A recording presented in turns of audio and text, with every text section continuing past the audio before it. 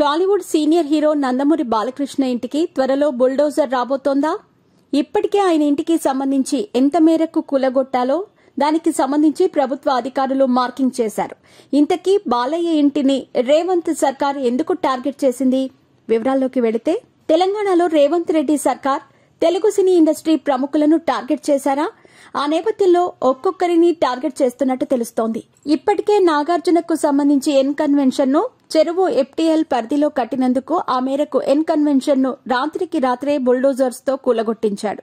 అయితే రేవంత్ రెడ్డి ప్రభుత్వం మాత్రం అస్మదీయులకు ఒకలా తస్మదీయులకు మరోలా అన్నట్టు ఆయన ప్రవర్తిస్తున్న తీరు చూస్తుంటే తెలుస్తోంది. ఎంతో మంది కాంగ్రెస్ నేతలు, ఓవైసీ బ్రదర్స్ చెరువు ఎఫ్టీఎల్ పరిధిలో నిర్మించిన కట్టడాల జోలికి మాత్రం పోవటం లేదు. ఎందుకు అని సోషల్ మీడియా వేదికగా ప్రజలు ప్రశ్నలు గుప్పిస్తున్నారు.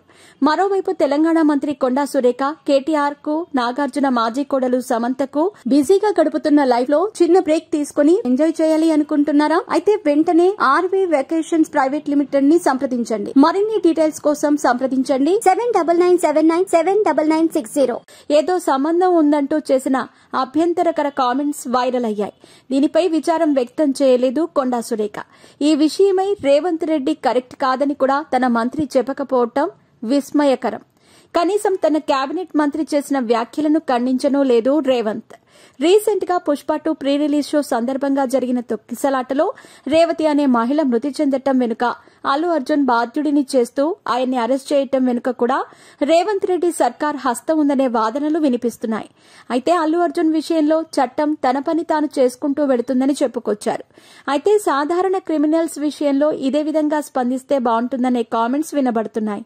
ఆ సంగతి పక్కన పెడితే, తాజాగా రేవంత్ రెడ్డి సర్కార్ బాలయ్య ఇళ్లను టార్గెట్ చేసిందా అంటే, టార్గెట్ చేయటం వరకు ఓకే, కానీ అది కక్షపూరితంగా కాకుండా రోడ్డు విస్తరణలో భాగంగా ఆయన ఇంటిని కొంత భాగాన్ని కూల్చనున్నారు.